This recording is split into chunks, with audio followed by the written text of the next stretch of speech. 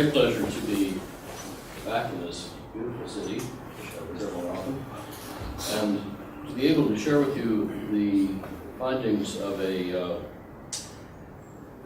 rather ambitious effort, the most ambitious thing we've ever attempted at RMI. We're not noted for lacking ambition. It was the work of 61 of us over a year and a half with much help from industry on both content and peer review. And Lindsay, if I could borrow the book back again, I'll just wait for that. This is the result. It's a very graphics and case and data rich but readable business book called Reinventing Fire. If, by the way, you're planning to read it electronically, I do not recommend the Kindle version. You need both color and layout to understand the book, but the Google Books version is a PDF that has a and there's a mushed up trees version. I apologize, it's in American barbaric units. As you know, we're moving towards the metric system inch by inch. There are also editions in quite a few other languages.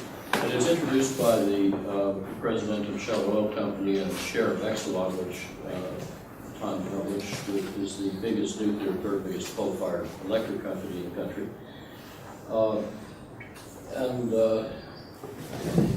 I think it has wide application to other countries. I've worked in 50 odd of them. And actually, in a fortnight, we will announce in Beijing a major collaboration with the leading energy arms of the Chinese government to bring this thinking into the 13th five-year plan, and they're quite excited about that. We started this work by asking some big, bold questions. What if we could make energy do our work without working our undoing? A matter of some interest here where you depend on the Gulf Stream and it may just lose interest, in which case you'll be living in Labrador. Could we imagine fuel without fear? Could we reinvent fire?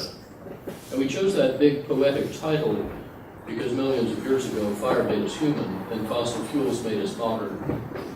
And now we need a new fire that makes us safe, secure, healthy, and durable. That turns out to be not just practical, but cheaper than what we argued, so let's see how. Now, 4/5 of the world's energy still comes from burning each year 19 cubic kilometers of the rotted remains of primeval swamp goo and dinosaur dung. As a member of the National Petroleum Council, I should tell you, and it's true, that those fossil fuels have built our civilization, created our wealth, and enriched the lives of billions of people. But they also have rising costs to our security, economy, health, and environment that are eroding, if not outweighing their benefits, so we need a new fire. And switching from the old to the new fire means changing two big stories, oil and electricity, each of which puts 2/5 of the fossil carbon into the air. These are quite distinct stories. In most industrialized countries, almost no electricity is still made from oil. In the U.S., it's less than 1%. But their uses are similarly concentrated.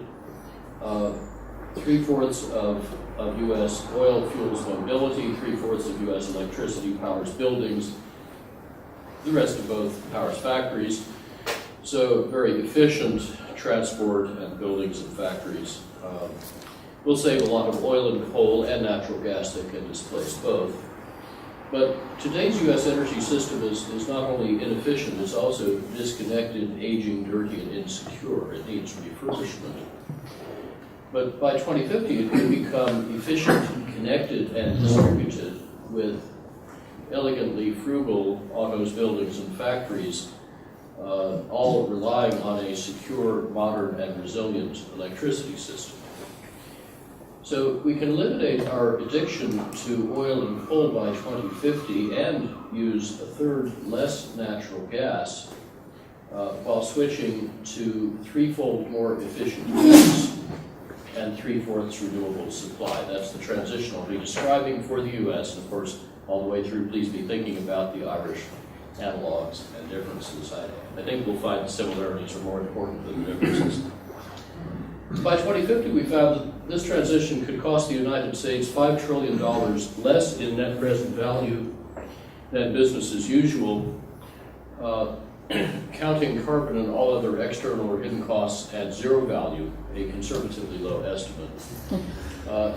And yet this cheaper energy system could support a 158% bigger economy, all without oil or coal, or for that matter, nuclear energy. And we also found this transition would need no new inventions and no new national taxes, mandates, subsidies, or laws, thus going around Washington gridlock. That's perhaps the most surprising part, so I'll say it again. I'm going to tell you how to get the United States, for example, completely off oil and coal by 2050, $5 trillion cheaper, with no act of Congress led by business for profit. So the idea is to use our most effective institutions, which in a U.S. context means private enterprise co-evolving with civil society, sped by military innovation, to go around our least effective institutions, such as the Congress. And this is a very trans-ideological approach, because whether you care most about profits and jobs and competitive advantage, or about traditional and rural values and local autonomy, or about national security, or about creation, care, and environmental stewardship, and climate protection and public health, regardless of your values, reinventing fire makes sense and makes money. Now, General Eisenhower reputedly said that expanding the boundaries of a tough problem makes it soluble by encompassing more options and synergies and degrees of freedom. In other words, by including the stuff the solution requires. That's different from our usual reflex of chopping a tough problem into smaller pieces to make it bite-sized. So, to enlarge the boundaries of the energy problem, we integrated all four energy-using sectors: transport, buildings, industry, which statistically includes agriculture, and electricity production. And we integrated four kinds of innovation, not just the usual two of technology and public policy, but also two more powerful ones normally left out, namely design, the way we combine technologies, and strategy, new business models, new competitive strategies.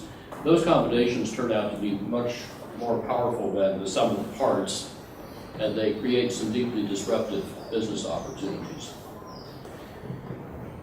Where should we start? Well, the U.S., for example, pays $2 billion a day for oil, plus another $4 billion a day for the economic and military costs of our oil addiction. So since the biggest user of oil is autos, let's start by making autos oil-free. 2/3 of the energy needed to move a typical car is caused by its weight. And every unit of energy you save with the wheels by taking out weight or drag or rolling resistance saves another 6 units of energy you needn't waste getting it to the wheels. So it saves in all 7 units of energy at the tank. Huge leverage from lightweighting. And yet for the past quarter century, our 2-ton autos have suffered an epidemic of obesity that gained weight twice as fast as we have.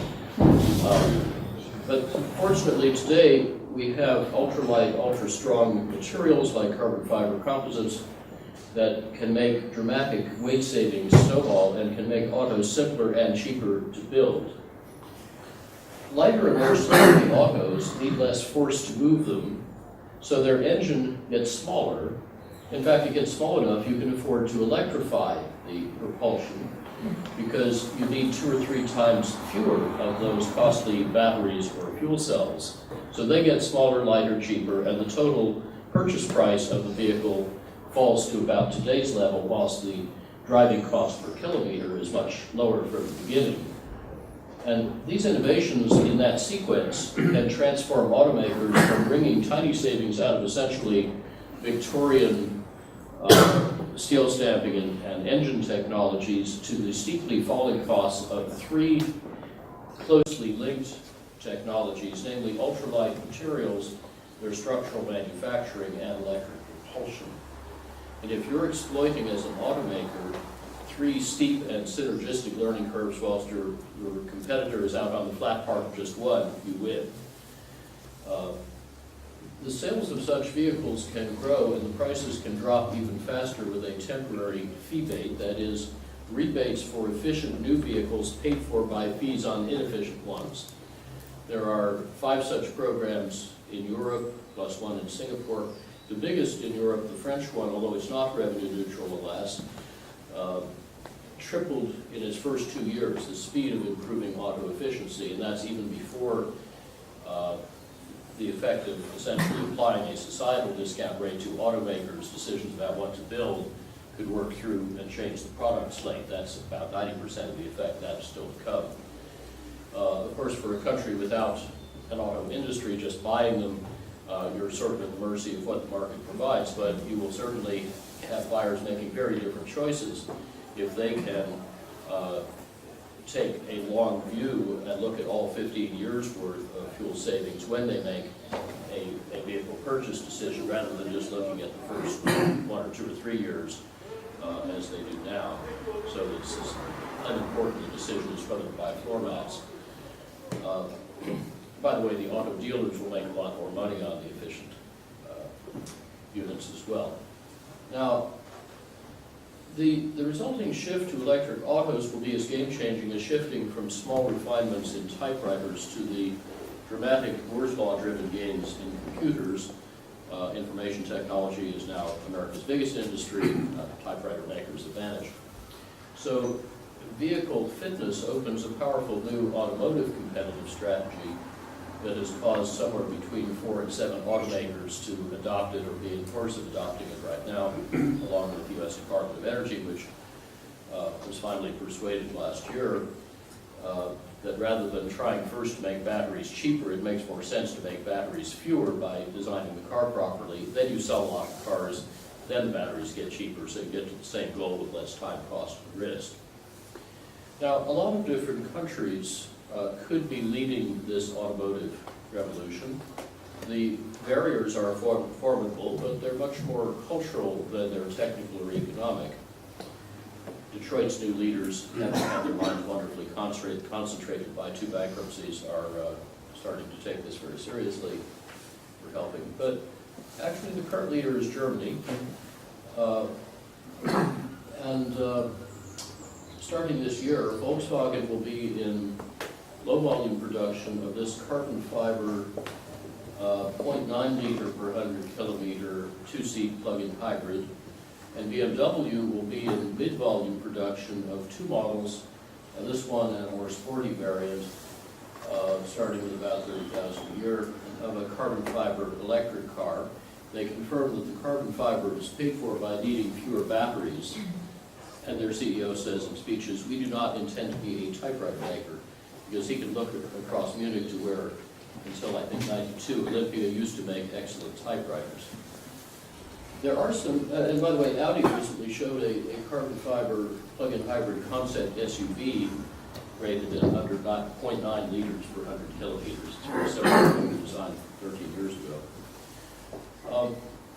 7 years ago, and even faster and cheaper American manufacturing technology from a spin-off I used to chair made this carbon cap in 1 minute. And you can tell from the sound how immensely strong and stiff it is. That's 2/3 carbon fiber and 1/3 thermoplastic, so it's plastic, but rings like a metal bell. It's actually tougher than titanium, so let's pass it around. Just don't worry about dropping it. Tom Friedman hit it as hard as he could with a sledgehammer, couldn't even make a mark on it. So with such manufacturing techniques that can now scale to automotive cost and speed, but with essentially aerospace performance, you could save 4/5 of the capital needed for automaking. You could actually afford to set up an auto plant in Ireland, wherever you want, customized to local conditions. You could save a lot of lives because such materials absorb 6 to 12 times the crash energy of steel per kilo and do so more smoothly. And in the U.S. alone, the oil savings would be like finding 1.5 Saudis or half an OPEC by drilling a very prospective play called the Detroit Formation. And those nega barrels under Detroit, safe barrels, turn out to cost $18 each, and they are inexhaustible, domestic, carbon-free, and secure.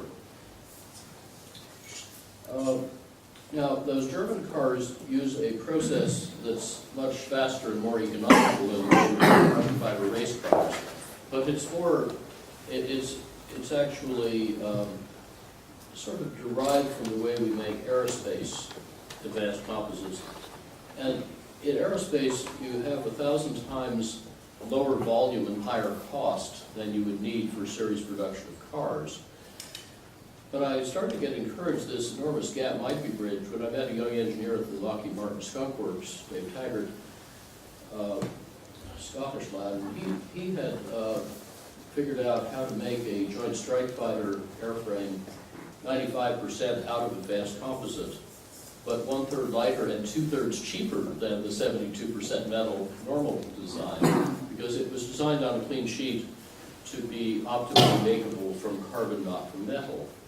Well, this was a bit too much radical design, so he activated the immune system of the Joint Strike Fighter community, so he left Skunk Works, and 1 month later I was able to hire him to do the same thing for cars. So he led the design with a British and a German Tier 1 of this uncompromised mid-size SUV, 5 adults in comfort, hauls a half ton up a 44% grade, 2 cubic meters of cargo, 0 to 100K in 7 or 8 seconds. Controls and steers with a right or left joystick and right or left seat. Plug it in whatever you want. Here it is up display. A very similar user interface concept to today's Tesla S. It's all functionality in software. So it's kind of a computer with wheels, not a car with chips. Sony PlayStations have way cool. But what's perhaps more interesting about it, besides the remarkable attributes and the roughly 4 to 6 times greater efficiency, is the way it's built. If you look inside, there are only 14 parts in the body, each of which can be made with 1 low-pressure die set.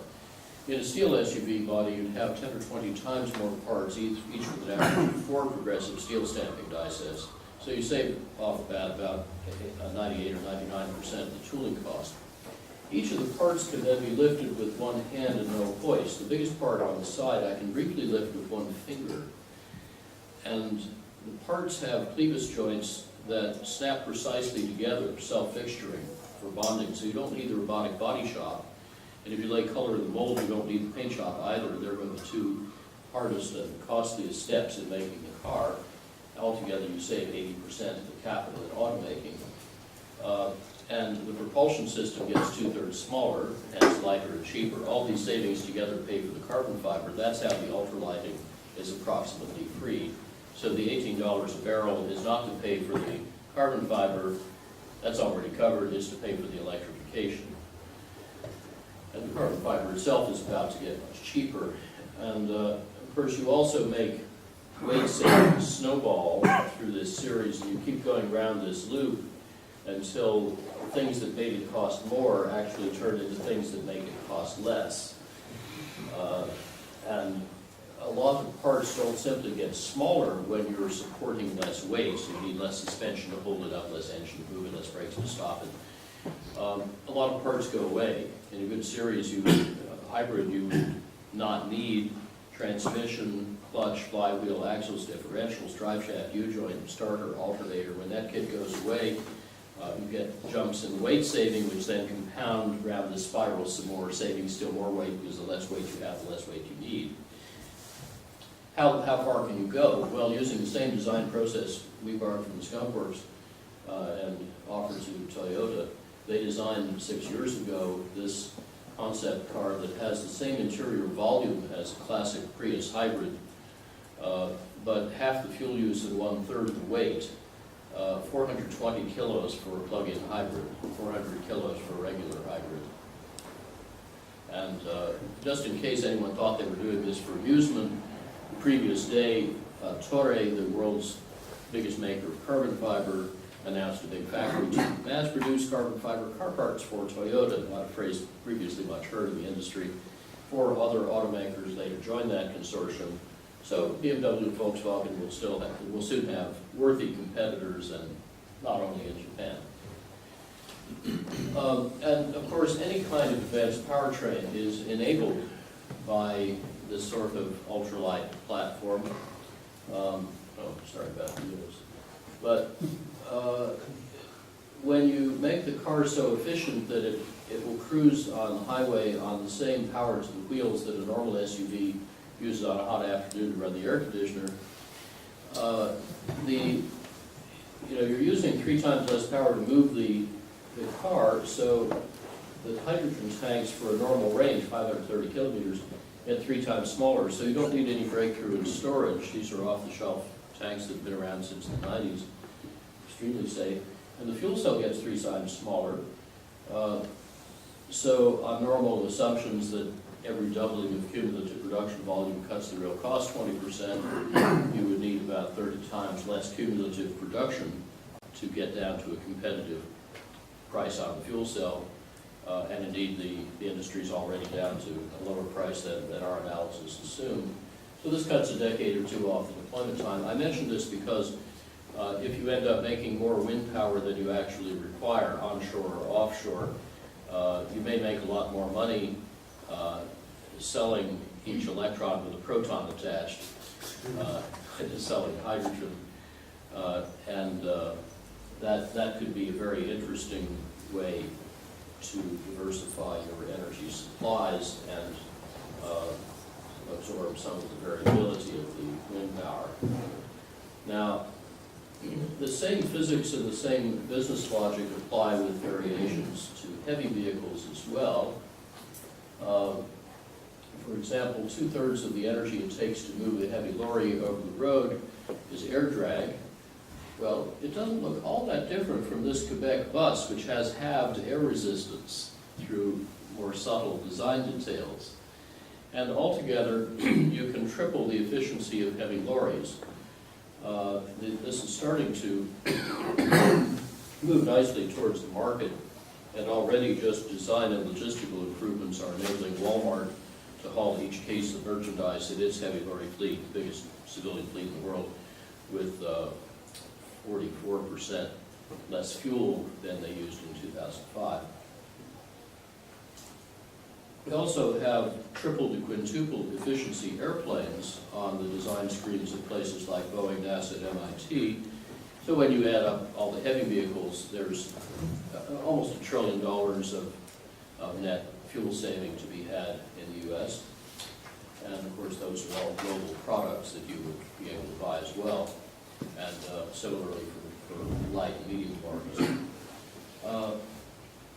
The revolution in efficiency in both light and heavy vehicles is accelerated by the military efficiency revolution I've been driving for about 30 years, and it's flowered beautifully in the past 5 years. So what we're going to see is very like when military R&D gave us the internet, the global positioning system, the jet engine industry, the microchip industry, many of the foundations of the modern economy, except this time it'll be driving oil savings in the civilian economy, which uses 50-odd times more oil than the military. I like that leverage.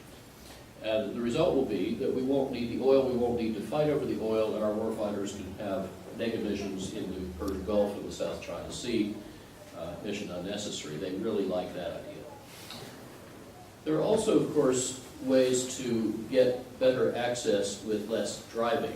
In the U.S. case, 46 to 84% less driving, by combining 4 methods well proven in Europe, ranging from sensible spatial planning to car and ride sharing,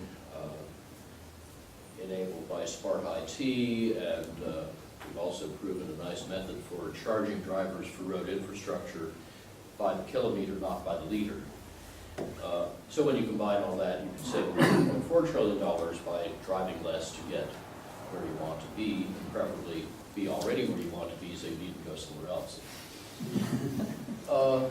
So by these means, you can get a much more mobile U.S. economy in 2050 using no oil, and saving or displacing each barrel across all the classes of mobility turns out to cost about $25, rather than buying it for well over $100. So that difference saves you $4 trillion net present value. If I had counted, which I didn't, just the hidden economic and military costs of oil dependence, which certainly have an outlays in Ireland, then that would be $12 trillion, not 4. So to get off oil, with all this extra mobility, to phase out the oil, we need first to get efficient. Some of the savings are baked into the government forecast, most were not in them, and here's a bit for a more productive use of vehicles. And then the 1 or 2 liter equivalent per 100 kilometer cars can run on any combination of electricity in yellow, hydrogen in green, and advanced biofuels in orange. The heavy lorries and aircraft can realistically run on hydrogen or advanced biofuels, or the lorries could run on natural gas, but no vehicles will need oil. And the amount of biofuel required is small enough that you can make 2/3 of it from waste, and you wouldn't need any cropland, you wouldn't be harming soil or climate. In fact, you can pay farmers for taking the carbon out of the air and putting it back in tilth where it belongs. Now, our little team speeds these kinds of oil savings by what we call institutional acupuncture. If the business logic is congested and not flowing properly, we insert little needles at appropriate points of partners like Walmart, Ford, and the Pentagon. And this long transition is already well underway. In fact, even 4 years ago, mainstream analysts were starting to see peak oil not in supply, but first in demand. Because as with whale oil in the 1850s, oil is becoming uncompetitive even at low prices before it becomes unavailable even at high prices. This is not new in economic history. It's just what Sheikh Mohammed did too long ago when he said that the Stone Age didn't end because the world ran out of stones, and the Oil Age won't end because the world runs out of oil. Well, on this 40th anniversary of the first oil shock, I think we can say that that prophecy is being very nicely fulfilled. But the electrified autos that help bring it about do not need to add new burdens to the electricity system. Rather, when smart autos exchange electricity and information through smart buildings with smart grids, they are adding to the grid distributed storage and flexibility that help the grid to accept varying solar and wind power. And electrified autos therefore make the auto and electricity problems, especially on a small island, easier to solve together than separately. And they also converge the oil story with our second big story, namely saving electricity and then making it differently. And those twin revolutions in electricity promise more numerous and diverse and profound disruptions in electricity than in any other sector. Because we've got basically 21st century technology and speed in much of the world colliding head-on with 20th and even 19th century institutions, rules, and cultures. That's why you're really blessed that ESB is getting very forward-looking on these issues. And I think that sort of leadership is exactly what's needed and a great example of other countries. Now, changing how we make electricity does get a lot easier if we need less of it. Today, most of it is wasted. Make my little collapse. And the efficiency techniques keep improving faster than we install them. So the unbought reservoir of negawatts keeps getting bigger and cheaper. But as buildings and industries start to catch up and to get efficient faster than they grow, for example, U.S. electricity demand is officially forecast to grow 1% a year, much less than the historic levels. But it could instead shrink at 1% a year even after the extra use for the efficient cars. And in fact, we seem to be already on or beyond this trajectory, partly because of modern building standards that came into force in half the states in the past couple of years. So just last year, not yet weather adjusted, but this won't make much difference, the electricity used to make $1 of real GDP in the United States fell in 1 year by 3.7%. We've never seen anything like that before. And the notion of stagnant or falling electricity demand, even as, indeed as a driver of the economy growing 2.4% a year real, is now starting to be viewed as the new normal by our electricity industry. And we can keep demand dropping by reasonably accelerating existing trends, specifically in buildings which use, I'll remind you, 3/4 of U.S. electricity. The energy productivity can be trebled or quadrupled with a 33% internal rate of return. That is, we could save $1.4 trillion net present value, and the savings are worth 4 times their cost. I'm not counting here non-energy benefits of energy savings. For example, 6 to 16% higher labor productivity in efficient offices, 20-odd% faster learning in well-daylit schools, 6 to 40% higher retail sales in well-daylit shops, better production quality in efficient factories, fresher food in efficient fridges, and so on. Those kinds of indirect non-energy benefits are now very well documented. You'll find a 650-page tome on them and what they add to real estate value at greenbuildingfc.com. We're not counting any of that, even though those non-energy benefits are often worth 10 or more times as much as the energy savings we did count. So this can be a huge boost to the economy. Similarly, in industry, we could roughly double energy productivity at a 21% internal rate of return. And to achieve these things by 2050 in the U.S., we would just need to ramp up over 20 years the average adoption of efficiency to levels that some of our states have already achieved, whatever exists is possible.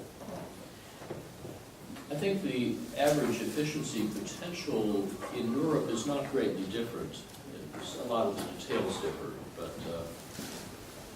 American buildings have gotten a bit better than you might expect. And we just had a very interesting conversation about how to accelerate similar efforts already underway in Ireland. Now, there is a disruptive innovation I want to emphasize here called integrated design that can do even better than normally supposed, because it can often make very large energy savings cost less than small or no savings, turning diminishing returns into expanding returns. And that theme runs throughout our book. You'll find many practical cases about it. But that's how, for example, our 110 retrofit is saving 2/5 of the energy in the Empire State Building.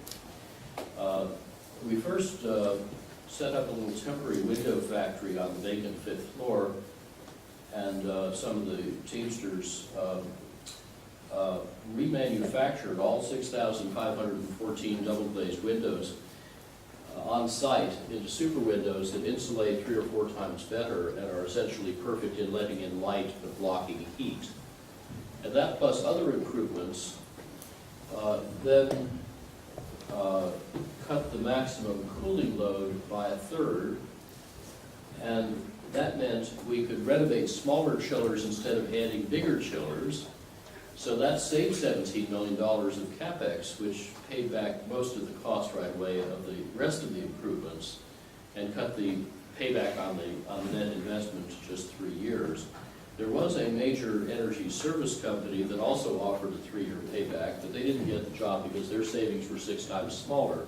That's because they used normal disintegrated design, where you optimize each component singly for single benefits, whereas we optimize the whole building as a system for multiple benefits. And by doing that lately in some other retrofits of big buildings, we're seeing savings as much as 70%. Some old buildings can now be made better than the best new building. That was a big surprise. So the state of the art is moving very rapidly. And by the way, for an all glass and no windows curtain wall sort of office building, the savings on the cooling load can be 2/3, the total energy savings can be 3/4, and a lower cost than the regular 20-year renovation that saves nothing, provided that you time the whole building deep retrofit at the time when you were going to renew the facade anyway, which you have to do every 20 years because the glazing seals fail. So if you go to retrofitdepot.org, you'll find tools for portfolio owners to do exactly that. Now, here's another interesting example, especially if you end up living in Labrador, because the Gulf Stream loses interest and wanders off. That's a distinct possibility. We've known that since the 60s. I happen to live at 2,200 meters up in the Rocky Mountains near Aspen. And this building, which is a house, jungle, and research center where we hatched our institute, is in a rather severe climate. It used to go down to minus 44 Celsius on occasion. You can get 39 days of continuous cloud in midwinter. You can get frost any day of the year. Just had snow a few weeks ago. But this was a prototype, a forerunner of the passive house movement that's built over 30,000 houses in Europe that, like ours, have no heating system. They don't need one. They're so well insulated, but they have roughly normal construction costs. And it doesn't need to look like this to work like this. Now, if you come into this super window glazed atrium, the glass looks like 2 sheets of glass, costs less than 3, but insulates like 14. This is what it looks like during a February snowstorm. And you can see 2 of the 5 banana crops that were ripening at the time. In fact, we've just harvested banana crops number 46 and 47, twins on the same stalk. And so you can do that, but the tree figured it out. And actually it harvested itself because the bananas weighed 30 kilos and they simply pulled down the tree a couple of months ago. Now, when I first moved in, this house was using 1% the normal space and water heating energy, and 1/10 the normal electricity, and half the normal water, all with a 10-month payback. Today's technologies are a lot better, so we've now retrofitted them, and we're measuring 300 data streams to see how much better they are. The trouble is, the measuring equipment seems to use more electricity than the licensed appliances. But this sort of approach of integrated design applies to any climate. It's been used to eliminate air conditioning up to 46 Celsius, which is not a limit, with lower construction costs and better comfort. It's been used in steamy Bangkok to save about 90% of air conditioning energy with normal construction costs and better comfort.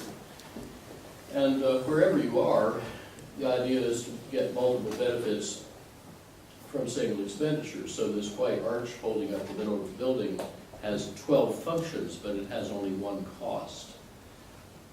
The same approach can multiply the $500 billion of conventional energy savings in U.S. industry, analogously, I dare say, in Irish industry.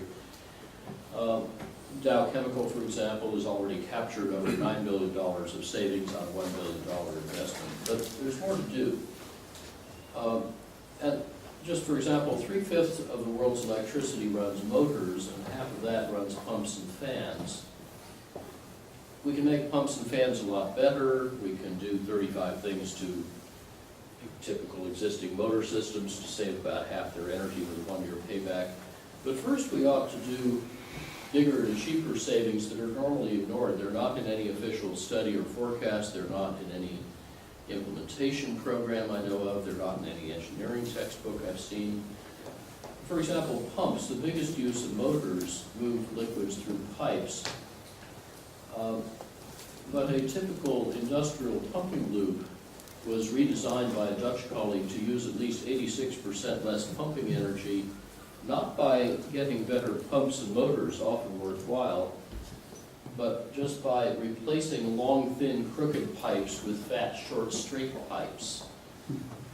This is not a technology. This is about rearranging our mental furniture as designers, using big pipes and small pumps instead of small pipes and big pumps, and laying out the pipes first, then the equipment. It takes about a half hour to train a plumber or pipe fitter in how to do this. And afterwards, it has such good brain Velcro, they will not do it the old way again, at least without wincing. And it's a lot more fun. And by the way, when we did the same approach in our house, it did take half an hour to train our plumber how to do it. Nobody had asked for this in 30 years. We saved about 97% of the pumping energy. And the capex goes down because the pumps and motors, the expensive kit, gets smaller. So what does this mean for the electricity that's 3/5 used in motors? Well, from the fuel burnt at the power plant, there are so many compounding losses that only 1/10 of that fuel energy actually comes out the pipe as flow. But if we run those compounding losses backwards from right to left, they turn into compounding savings. And every unit of flow or friction we save here in pipe compounds back again to save 10 times that much fuel at the power plant, along with costs and emissions and what Amory Lovins calls global weirding. And as you go back upstream, the components get smaller and cheaper. So our team has lately found those kinds of snowballing energy savings in many diverse industrial redesigns, $30 or $40 billion worth so far, from this Hewlett-Packard data center in the north of England to this Texas Instruments chip fab, Anglo-American Rio Tinto mine, Shell hydrocarbon facilities, and so on. Many with nice side benefits. The Texas Instruments fab was built in Texas, not China, because we were able together to pull out 30% or $230 million of capital cost, along with saving a lot of energy and water. The client for the data center in the north of England was the Inland Revenue, which wouldn't allow what was then EDS to adopt most of our recommendations. So we were able to triple the efficiency at the same cost, but EDS told us had they been allowed to adopt all of our recommendations they considered sound, they would have saved about 95% of the energy and half the capex. Now, typically our retrofit designs for supposedly efficient big plants of all sorts save about 30 to 60% of the energy with a 2 or 3 year payback. And in new facilities, we do a bit better, 40 to 90% but the capex almost always goes down. Now, as buildings and industry get more efficient and we need less electricity, therefore, that makes it easier and faster to shift to new sources of electricity, chiefly renewables. China leads their explosive growth and their plummeting costs, shown here on a logarithmic scale for photovoltaic modules in blue, now off the bottom of the chart, and for wind farms in green, both continuing to fall. And both of these are already marketplace winners. In the more favorable parts of the United States, new solar and wind power have a lower levelized cost than new combined cycle gas power, even though we're awash in supposedly cheap gas. And actually, the majority of the system cost is not, for photovoltaics, is not the module, it's all the other kit and procedures to get the totally installed system in place. But Germany, by scaling to 8 gigawatts a year and as much as 3 gigawatts a month, has wrung out those costs throughout the value chain. So their average installed cost for solar power is now half of the US level. So naturally, you've got time and motion study teams swarming over Germany to find out how do they do in 4 hours what takes us 13 hours or whatever. But even at the WS cost, in about 20 of the United States today, we're already at grid parity, and as we are now in Italy and so on. And therefore, entrepreneurs will happily come to your house in those states and put solar power on your roof with no down payment and featuring your utility bill. So if you combine that with other equally unregulated products, it could add up to a virtual utility that bypasses the power company, much as mobile phones bypass the wireline phone companies. Of course, this gives utility executives nightmares and venture capitalists sweet dreams, but in our electricity innovation lab, where the incumbents and insurgents have a safe place to talk to each other and create mutual value rather than lobbing grenades, it's turning out that you can actually make this sort of thing into a great business opportunity for organizations like ISP. Let me give you the bigger picture. Worldwide, half the new generating capacity added each year, starting in 2008, has been renewable. And about 1/5 of the, one-fifth of the electricity is, but growing very rapidly. But a fair amount of that new capacity is big hydro. Let's take out the big hydro and just focus on the modern renewables like wind in green, or in blue rather, photovoltaics in green. Something extraordinary has happened. It used to be that the means of producing electricity was like building a cathedral. It would take you a decade, it would cost billions of pounds, euros. And now, for the same time and roughly the same money, you can build each year a solar factory, which each year thereafter will produce enough solar cells to produce each year the same amount of electricity that your thermal plant would have made. That ability to scale changes everything.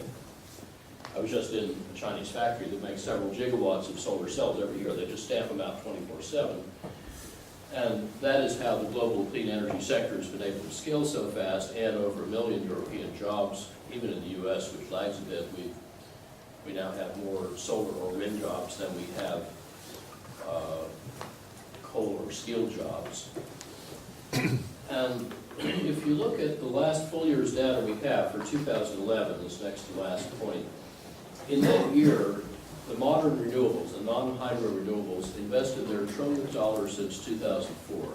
They got $250 billion of private investment, more than for all new nuclear and fossil plants combined. They actually surpassed the global installed capacity of nuclear power by adding 84 gigawatts. And in contrast to the ability to make, say, 59 gigawatts of photovoltaics a year, which we added about 30 as the supply ran ahead of demand. By the way, China's going to soak up that surplus in the next couple of years because they just raised their installed target for 2015 to 40 gigawatts. In contrast to that, nuclear had negative net additions before Fukushima, and orders worldwide for both nuclear and coal plants are fading away quite steadily, indeed accelerating, simply because they have no business case. They cost too much, they have too much financial risk to interest investors. And indeed, we're starting to shut down not just a lot of our coal plants, but some of our well-running nuclear plants because they're now uneconomic just to operate, leaving aside their sunk capex. Now, we are often told that that only the coal and nuclear plants can keep the lights on because they are the big thermal plants are 24/7, whilst wind and photovoltaics are variable and hence supposedly unreliable. But of course, no power plant is 24/7. They all break sooner or later. And when a big power plant breaks, you lose maybe 1,000 megawatts. You lose it in milliseconds. It goes away for weeks or months, often without warning. And that is why we've always designed the grid so that failed plants are backed up with working plants. That's to manage the intermittence of big thermal power plants and occasionally failure of transmission lines. Well, in exactly the same way, the grid can manage the forecastable variations of a portfolio of variable renewables that are diversified by type and location. They're forecasted. They're integrated with dispatchable renewables, all the other kinds, which you can have whenever you want. They're integrated with demand response, with distributed storage. And it turns out that's enough, for example, according to our National Renewable Energy Lab's very detailed study of a year ago, to run an 80 or 90% renewable electric system with good economics and full reliability. Let me show you how this works for something a little more like Ireland, different climate, but the power pool around Texas is isolated from the rest of the country. Think of it like an island. Think of it an island. So, let's look at how to run that entirely on renewables in a typical summer week in 2050 when the load shape looks like that, or like this if we use electricity in a more profitably efficient way. We still need here about 30,000 megawatts. What's that peak in Ireland now? 5? Okay. About 6 times Ireland then. Now, let's do all of this with renewables. We'll start off by meeting 86% of the annual need with a combination of wind and photovoltaics, and you can see from these actual data how variable they are. Then let's get the other 14% of the annual electricity from other renewables that are dispatchable, everything from geothermal and small hydro to solar thermal electric to burning municipal waste, burning agricultural biogas in existing combustion turbines, burning energy studies is my favorite. And we can see that the total is a bit closer to meeting the load shape, but sometimes we have too much and other times not enough. So now let's put the two types, put the surplus, these peaks, into two types of distributed storage. One which would have less application in Ireland is ice storage air conditioning, but very important in Texas. The other kind, which would go very well here, is spark charging of electric vehicles. And then we can get that energy back when we need it and fill in the last bits with unobtrusively flexible demand. And now we have fully reliable supply every hour of the year with no bulk storage, and only 5% of the renewable generation is left over. I offer that as a modest existence proof, but quite a few places are actually starting to choreograph renewables in exactly this way, as you are doing in Ireland. Let me give a few other examples to show that this sort of leadership is rather competitive on the continent. Germany was 23% renewable last year, peak around 70. I believe they just hit 25% peak from photovoltaics alone, which is astonishing. And in a couple of the states, they're about half wind powered. Portugal was 17% renewable electricity in 2005, 45% in 2010, 70% the first quarter of this year when it was windy and rainy. Quite impressive, that included 27 wind the first quarter. Well-known example of Denmark, another strongly agricultural country, probably the most similar to Ireland in many respects, 30% wind-powered and total 41% renewable last year, and peak 80% renewable. And Spain in the spring, like in April, they were 54% renewable, 22 of that wind. So these kinds of experiences like yours support the emerging European vision of all renewable electricity over decades. And this all renewable vision has already been achieved and planned in at least one sector and sometimes in all sectors by 8 countries, 41 cities, 48 regions, 8 utilities, 21 other institutions. So this is not a fringe activity anymore. And I think it's very encouraging to look at what you're doing in Ireland in a fairly challenging situation in a small island is already doing so well and holds so much promise of doing much more.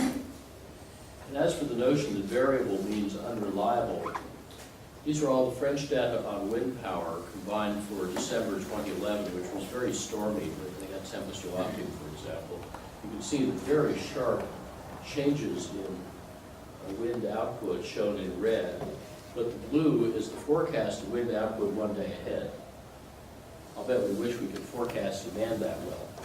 And of course, as you get within a few hours, so you're starting to fine-tune the operating schedules of your other facilities, the error essentially disappears. There's another very important trend which is illustrated here for Denmark, and that's the move from highly centralized, in this case coal-fired plants, to highly distributed wind power in blue and typically agricultural waste cogeneration in brown. And as in Germany, where over half the renewable capacity is locally owned, 86% of the wind power in Denmark is owned by farmers and their communities and their cooperatives. So I think we have a very interesting opportunity in Ireland to invent, in effect, crowdsource funding that enables local residents and their communities and co-ops to invest in their own means of supply Denmark, by the way, has a conservative government that plans 100% renewable energy, not just electricity, by 2050. They think they'll get there at essentially no extra cost, self-financing, and they're reorganizing their grid in a cellular architecture that makes cascading blackouts impossible. Now, in my own country, we're quite a ways from this. Only 2% of our renewables are locally owned. So our tax structure favors large corporate owners. But we do have this aging, dirty, insecure electricity system that we have to replace anyhow by 2050.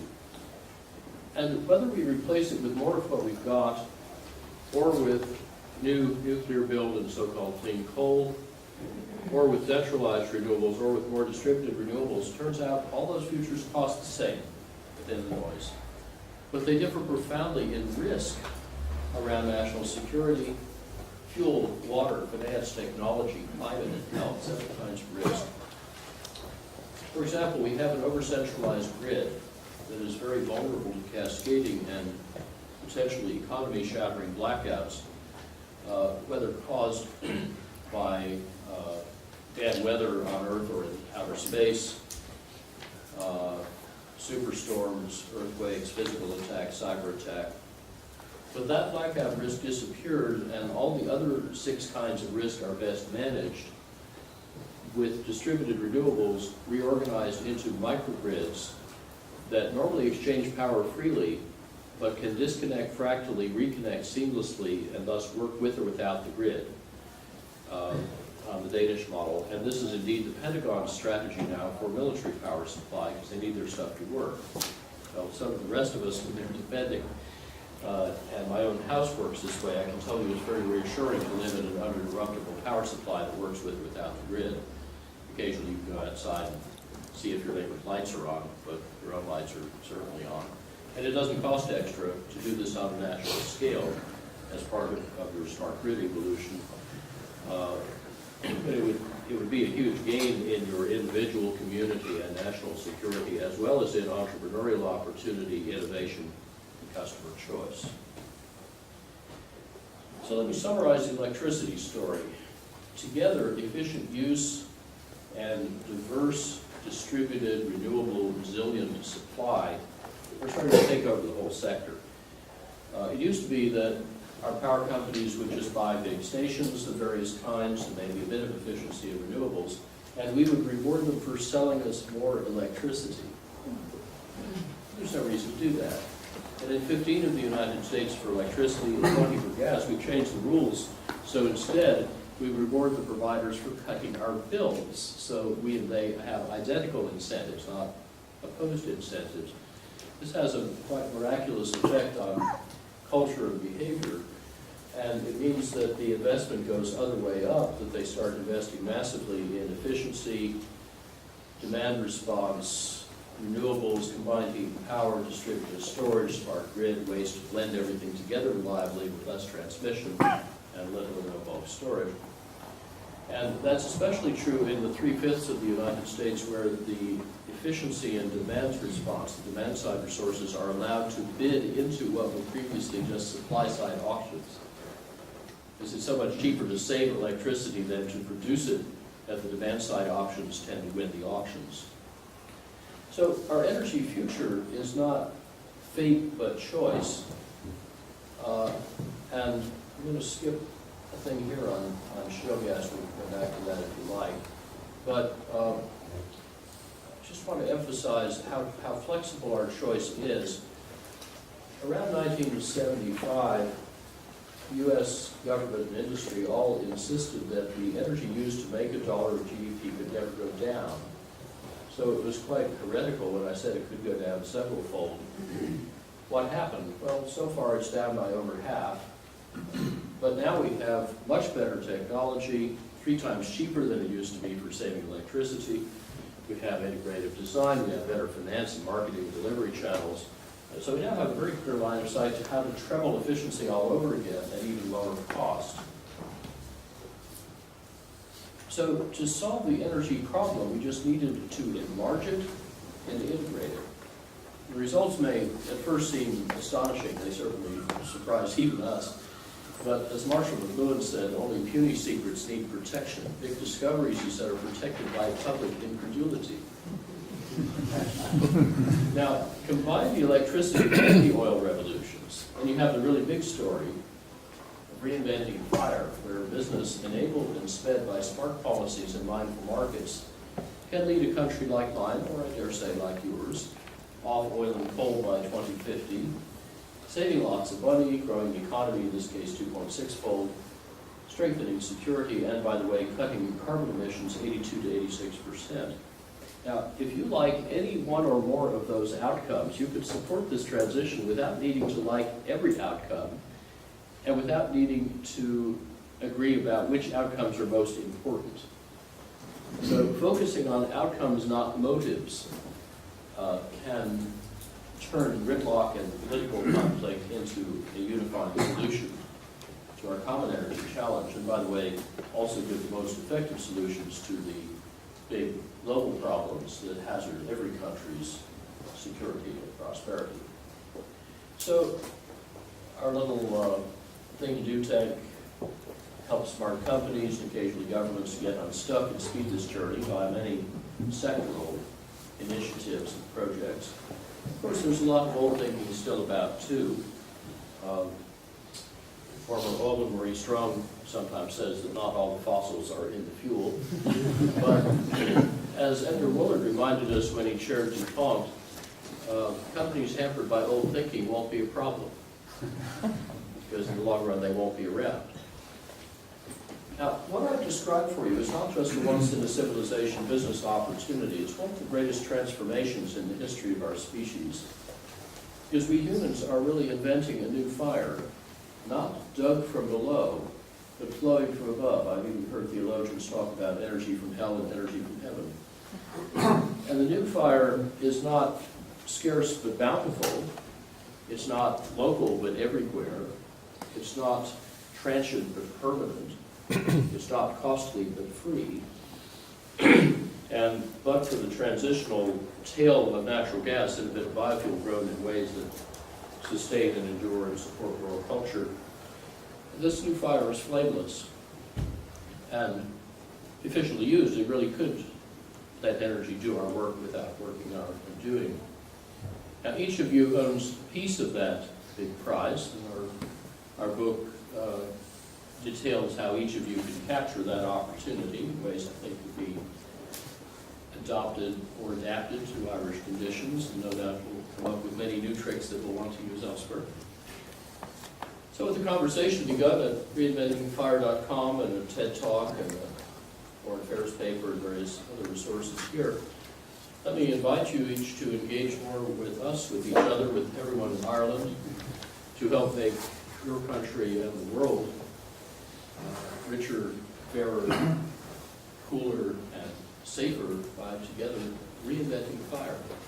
Thank you for your good work and your time.